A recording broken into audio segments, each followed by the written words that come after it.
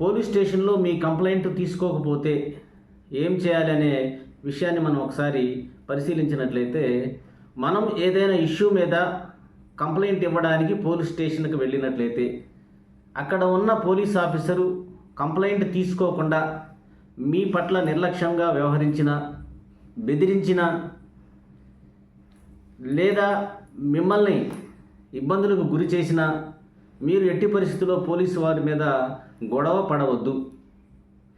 వెంటనే మీకు దగ్గరలో ఉన్న పోస్ట్ ఆఫీస్ దగ్గరికి వెళ్ళి రిజిస్టర్ పోస్టు చేయండి విత్ ఎక్నాలజ్మెంట్తో.